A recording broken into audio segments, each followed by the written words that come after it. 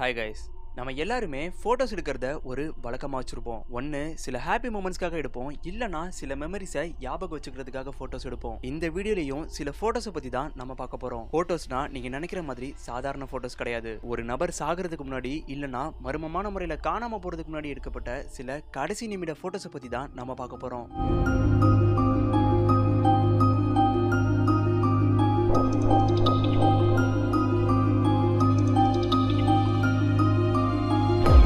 ஹெட்ஃபோன்ஸை மாட்டிட்டு இந்த வீடியோ பார்த்தீங்க அப்படின்னா ஒரு நல்ல எக்ஸ்பீரியன்ஸை கொடுக்கும். ஸோ இப்போ வாங்க வீடியோக்குள்ளே போகலாம்.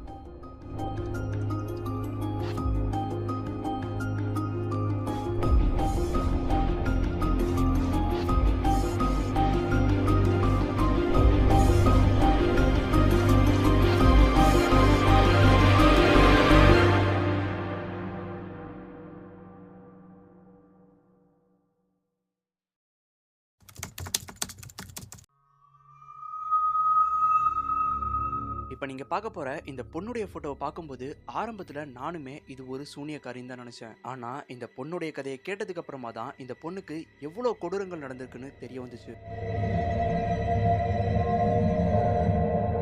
1849 பிரான்ஸ். பிளான்ச்னு சொல்லப்படுற ஒரு பொண்ணுடைய ஃபேமிலி பிரான்ஸ்ல வாழ்ந்துட்டு வந்திருக்காங்க.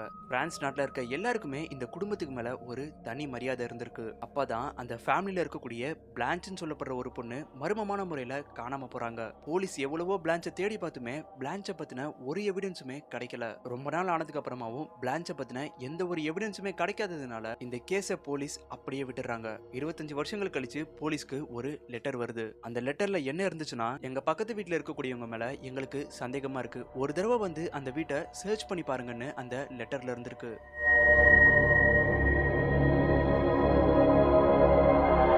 போலீஸ் அந்த வீட்டை செக் பண்றதுக்காக வரும்போது தான் அந்த வீட்டுல பிளான்ச்சுடைய அம்மா இருந்திருக்காங்க. போலீஸ் அந்த வீட்டுல இருக்க எல்லா ரூம்ஸையும் செக் பண்ணதுக்கு அப்புறமா தான் கடைசியா பழசான நிலைமையில இருக்க ஒரு ரூமை பாக்குறாங்க. அந்த ரூமுடைய டோரை ஓபன் பண்ணும்போதே ஒரு பேட் ஸ்மெல் வருது. இது மட்டும் இல்லாம அந்த ரூமே இருட்டா இருந்திருக்கு. அப்போ அந்த ரூம்ல இருக்க ஒரு ஜன்னலை ஓபன் பண்ணதுக்கு அப்புறமா தான் அந்த ரூம்ல என்ன இருக்குன்றது இவங்களுக்கு தெரிய வந்துச்சு.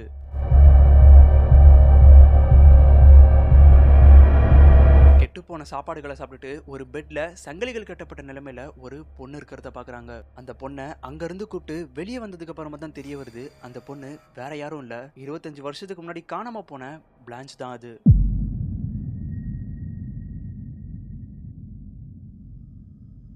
இந்த பிளான்ச்க்கு என்ன நடந்திருக்குன்னா, இவங்க காணா போறதுக்கு சில நாட்களுக்கு முன்னாடி ஒரு லோ கேஸ்ட் பையனை லவ் பண்ணிருக்காங்க. இந்த விஷயம் பிளான்ச்சுடைய அம்மாக்கு பிடிக்காததுனால ஒரு ரூம்ல 25 வருஷமா பூட்டி வச்சிருக்காங்க. அந்த இடத்துல இருந்து பிளான்ச்சை காப்பாத்தினதுக்கு அப்புறமாவுமே கூட பிளான்ச்சால சந்தோஷமா இருக்க முடியல. ஏன்னா 25 வருஷமா ஒரு இருட்டு ரூம்லயே இருந்ததுனால இவங்களுடைய மூளை பாதிக்கப்பட்டிருக்கு. அந்த ரூம்ல இருந்து வந்த சில நாட்கள்லயே பிளான்ச் இறந்து போயிடுறாங்க.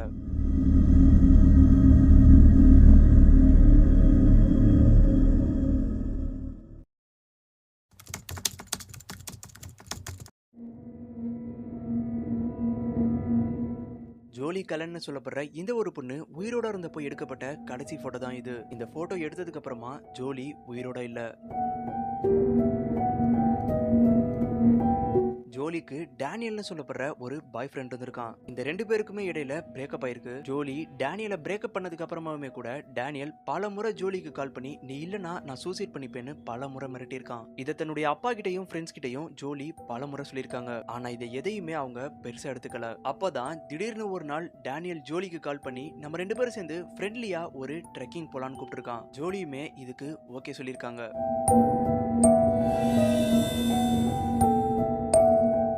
ஜோலி ட்ரெக்கிங்க்கு போறதுக்கு முன்னாடி தன்னுடைய ஃப்ரெண்ட் கிட்ட எனக்கு ஏதாவது ஒன்று நடந்துச்சுன்னா அதுக்கு டேனியல் தான் காரணம்னு சொல்லிட்டு போயிருக்காங்க. ட்ரெக்கிங் போக ஆரம்பிச்சதுக்கு அப்புறமா பல போட்டோஸை தன்னுடைய ஃபேஸ்புக் பேஜ்ல தொடர்ந்து போஸ்ட் பண்ணிட்டு வந்திருக்காங்க. ரொம்ப நாட்கள் ஆயுமே ஜோலி திரும்பி வரல.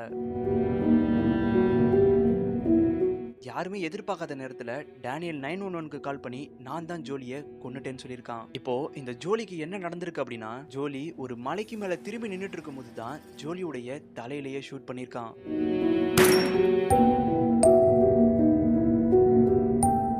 ஷூட் பண்ணது மட்டும் இல்லாம ஜோலியுடைய டெட் பாடியை மலைக்கு மேல இருந்து கீழே தூக்கியும் போட்டிருக்கான். போலீஸ் கிட்ட என்ன சொல்லியிருக்கான் அப்படின்னா, எனக்கு கிடைக்காத ஜோலி இனிமே யாருக்குமே கிடைக்க கூடாதுன்னு தான் இதை பண்ணேன்னு சொல்லியிருக்கான். இதன் காரணமா டேனியலுக்கு 52 வருஷம் ஜெயில் தண்டனை கொடுத்திருக்காங்க.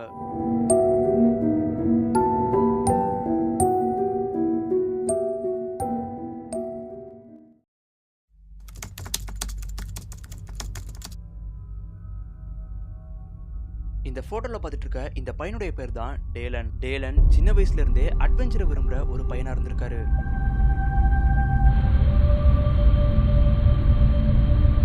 அப்பதான் பிப்ரவரி 27, 2015 அன்னைக்கு ஸ்டார்வே டு ஹெவன் சொல்லப்படுற ஒரு இடத்துக்கு ஹைக்கிங் போறதா தன்னுடைய பேரண்ட்ஸ் கிட்ட சொல்லிட்டு போயிருக்காரு. ஆனா பிப்ரவரி 27 போன டேலன் திரும்பி வரவே இல்லை.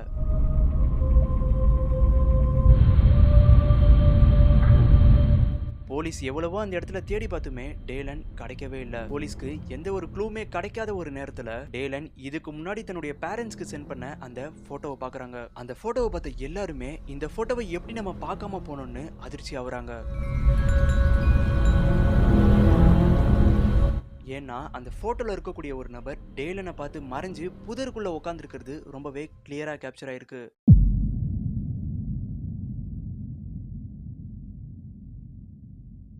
இந்த போட்டோவை டேலன் வேணும்னே எடுத்தாரா இல்லைன்னா எதர்ச்சியா எடுத்தாரான்ற பல கேள்விகள் இன்னைக்கு வரைக்கும் சுத்திட்டே இருக்கு.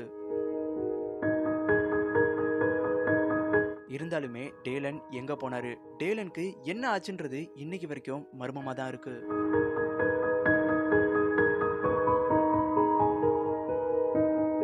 இப்போ இந்த வீடியோ பத்தின உங்க ஒப்பீனியனை கீழே கமெண்ட்ல மென்ஷன் பண்ணுங்க. உங்களுக்கு கிரைம், மிஸ்ட்ரி த்ரில்லர் மாதிரியான வீடியோஸ் பிடிக்கும் அப்படின்னா மறக்காம சேனலை சப்ஸ்கிரைப் பண்ணுங்க. இந்த மாதிரியான வீடியோஸ் தான் இனிமே நம்ம சேனல்ல ரெகுலரா வரும். அடுத்த வீடியோல பார்க்கலாம்.